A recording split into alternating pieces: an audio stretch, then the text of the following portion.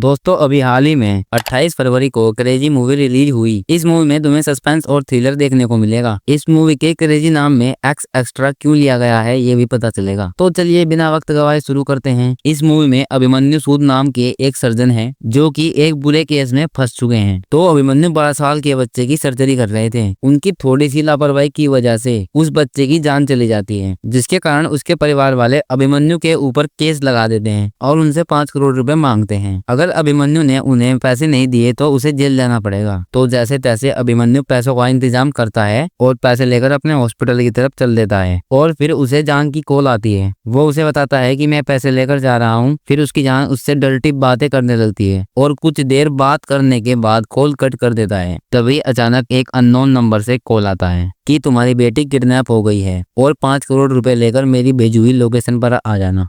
अभिमन्यु को लगता है कि मेरे साथ कोई प्रैंक कर रहा है। तभी वो किडनैपर को बोलता है कि भाई आपने कोई गलत नंबर डायल किया है। फिर फोन काट देता है। तभी वो अपनी एक्स को फोन मिलाता है और उससे पूछता है कि हमारी बेटी कहाँ पर है। और उसकी एक्स उस पर पहले से ही गुस्सा होती है। वो उसे कहती है कि आज तुम्हें कैसे मेरी बेटी की याद आ गई, तुम तो उसे देखना तक पसंद नहीं करते। तुम पिछली बार जब उससे मिलने आए थे तो उससे मिलने की बजाय उल्टा मुझसे ही झगड़ने लगे। जो तुमने मुझसे कहा था वो सब उसने सुन लिया था अपने कमरे से ही और उसे बहुत बुरा लगा। वैसे उसे मैं अपने आप स्कूल से ड्रॉप और पिकअप करती हूँ और बाकी सब लड़कियों से उसका IQ लेवल बहुत अच्छा है और मेरे कामों में भी हाथ बटा देती है वो, और अपने काम भी बहुत अच्छी तरीके से कर लेती है। इतना सुनकर फोन कट कर देती है। उसे तब भी एक प्रैंक कॉल लगता है। उसे फिर दोबारा अननोन नंबर से कॉल आता है। वो किडनैपर उसे बोलता है कि तुम्हारे पास ज़्यादा टाइम नहीं है, पैसे लेकर मेरी भेजी हुई लोकेशन पर आ जाओ। तभी अभिमन्यु उसे कहता है कि भाई देख मेरी पहले से ही फटी पड़ी है, तूने रॉन्ग नंबर डायल किया है। इतना कहकर उसकी भेजी हुई लोकेशन को डिलीट कर देता है। तभी उसकी एक्स का फोन आ जाता है। वो घबराकर बोलती है कि मेरी बेटी स्कूल में नहीं है, मैंने सब जगह फोन करके पूछ लिया है। तभी अभिमन्यु उसे कहता है कि ये सब तुमने ही प्लान किया है ना, कितना हिस्सा है तुम्हारा उन 5 करोड़ में। और फिर वो अभिमन्यु से रिक्वेस्ट करती है कि ये सब मैंने नहीं किया, तुम बस मेरी बेटी को बचा लो। वो उससे बार बार यही रिक्वेस्ट करती है। फिर अभिमन्यु फोन काट देता है। फिर उसे लगता है कि मुझे किडनैपर की आवाज जानी पहचानी लग रही है, पर उस आवाज को वो पहचान नहीं पा रहा। फिर वो अपनी जान को कॉल मिलाता है और उसे सारी बातें बताने लगता है। उसे बोलता है कि 5 करोड़ रुपए का इंतजाम हो जाएगा क्या। वो कहती है कि मैं पहले से ही अपने बिजनेस में लॉस कर चुकी हूँ, इतना बड़ा अमाउंट कैसे अरेंज होगा, मैं नहीं कर पाऊंगी इतना बड़ा अमाउंट अरेंज। फिर वो उसे कहता है कि मुझे ही अपनी सेटलमेंट मनी देनी पड़ेगी। और फिर जो लोकेशन उस किडनैपर ने भेजी थी वो उसे वापस भेजने की रिक्वेस्ट करता है उस किडनैपर से। वो उसे वापस लोकेशन भेज देता है। फिर उसकी एक्स का कॉल आता है। वो पूछती है कि हुआ पैसों का इंतजाम। वो उसे कहता है कि अब मुझे अपनी सेटलमेंट मनी ही देनी पड़ेगी। इतना कहकर कॉल काट देता है। जैसे वो जा रहा होता है तभी अपनी बेटी की फोटो देख रहा होता है। फिर अचानक गाड़ी मोड़ देता है। दोबारा उसकी एक्स का कॉल आता है। वो पूछती है कि उसने बताया कि पैसे कहाँ लेकर आने हैं। वो कहता है हाँ बताया, लेकिन मैं नहीं जा रहा। वो कहती है कि क्यों। वो कहता है कि मुझे पता लग गया है कि किडनैपर कौन है, और उससे कहता है कि तुम नहीं जानते क्या उसको। फिर वो कहती है कि मुझे कैसे पता होगा। वो कहता है कि प्रसाद सर जो हमारे बेटे के स्कूल टीचर हैं उनको तो जानती होगी। वो कहती है कि वो ऐसा क्यों करेंगे, वो ऐसा नहीं कर सकते, तुम मजाक कर रहे हो, वो तो उनकी फेवरेट स्टूडेंट है। फिर वो कहता है कि एग्जैक्टली कितना सही प्रॉमिस किया है तुमने उसके साथ, और फिर फोन काट देता है। फिर वापस अपने हॉस्पिटल पहुंच जाता है जहां उसे 5 करोड़ रुपए अपने डॉक्टर को देने थे। जब वो अपनी गाड़ी को पार्किंग में लगा के गाड़ी से उतरने ही वाला था, उसे अननोन नंबर से वीडियो कॉल आती है। वो किडनैपर उसे उसकी बेटी को दिखाता है जो कि बहुत बुरी कंडीशन में होती है। वो किडनैपर उससे कहता है कि मैंने इसे एक डोज हेलोथिन की दे दी है, और तुम्हें तो पता ही होगा हेलोथिन कितना खतरनाक होता है। डॉक्टर साहब अगर तुम सनसेट होने से पहले नहीं आए तो मैं इसे दूसरी डोज भी दे दूंगा और ये खत्म। फिर अभिमन्यु घबरा कर कहता है कि उसे कुछ मत करना, मैं पहुंच जाऊंगा सनसेट से पहले। फिर उसे उस डॉक्टर का फोन आता है जहां उसे 5 करोड़ रुपए देने थे,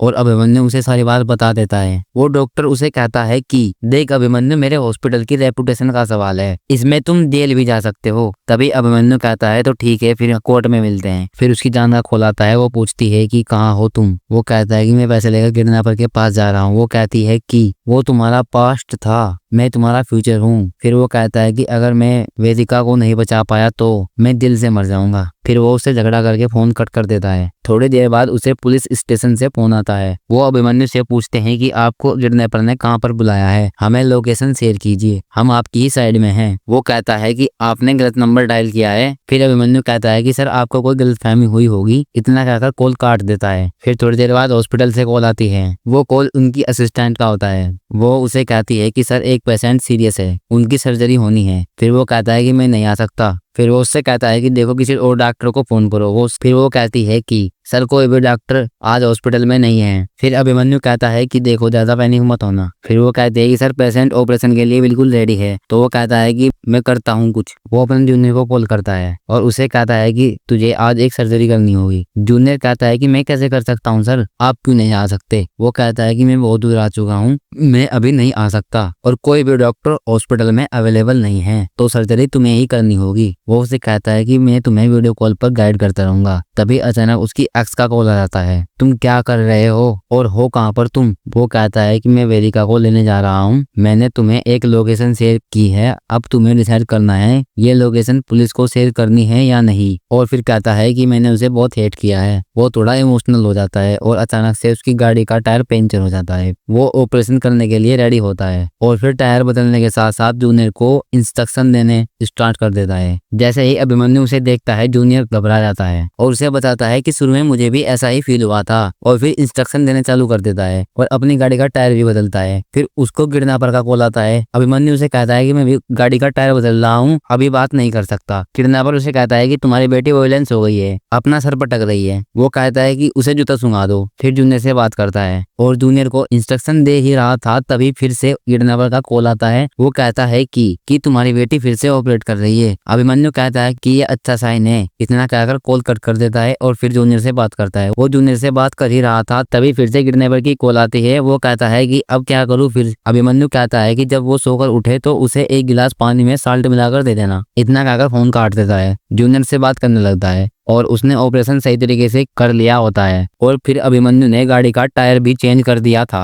और अब सनसेट होने वाला ही था। फिर वो वहां से निकलकर किडनैपर से बात करता है कि पैसे कहाँ पर लाने हैं, कि आगे एक टनल आएगा, वहां पैसों का बैग फेंक देना और फिर पीछे मुड़कर मत देखना, उसके 1 किलोमीटर दूर तुम्हें तुम्हारी बेटी मिल जाएगी। टनल में बैग फेंक देता है। फिर उसकी गाड़ी का तेल भी खत्म हो जाता है। फिर वो पैदल भागने लगता है। टनल से बाहर निकलने ही वाला था तभी उसका एक्सीडेंट हो जाता है और उसकी टांग टूट जाती है। वो अपनी पूरी हिम्मत लगाकर अपनी टांग को सही करता है और वहां से उठकर भागने लगता है। फिर वो वहां पहुंच जाता है और फिर उसे बहुत सारे बोरे मिलते हैं जहां उनमें अपनी बेटी को ढूंढने लगता है और आखिर में एक बोरे पर खून लगा होता है तो वो उसे देखने लगता है। उसे इसमें वही पैसों का बैग मिलता है जो उसने टनल के बाहर फेंका था। फिर उसको किडनैपर की कॉल आती है। अभिमन्यु कहता है कि मेरी बेटी कहाँ पर है। फिर फोन पर किडनैपर नहीं बल्कि उसकी बेटी बोलती है। अभिमन्यु कहता है कि मैं पापा बोल रहा हूँ, आपको लेने आया हूँ। कुछ देर तक वो नहीं बोलती कि पापा मुझे तुम्हें कुछ बताना है, तुम गुस्सा तो नहीं करोगे। वो कहता है नहीं बेटा मैं गुस्सा नहीं करूंगा। वो कहती है कि पापा ये प्लान मैंने ही बनाया था और डेडलाइन भी मैंने ही डिसाइड की थी और लोकेशन भी मैंने ही चुनी थी, प्रसाद सर से भी मैंने ही हेल्प मांगी थी। फिर वो कहती है कि I am not stupid, I am not crazy. फिर अभिमन्यु को पछतावा होता है और उसको सारी बातें याद आने लगती है जो उसने उसे बचपन में कही थी। तब उसको एहसास होता है। फिर अपनी बेटी से माफी मांगता है और कहता है कि बेटा तुम्हें अब कभी भी अकेला नहीं छोड़ूंगा। फिर वो रोने लगता है और वहाँ बारिश होने लगती है और फिर बारिश में उसकी लड़की छाता लेकर आ जाती है। फिर वो अभिमन्यु को लेकर वहां से चली जाती है। दोस्तों आपको ये मूवी कैसी लगी और ऐसी ही मूवी की स्टोरी सुनने के लिए हमारे चैनल को सब्सक्राइब जरूर कर लेना।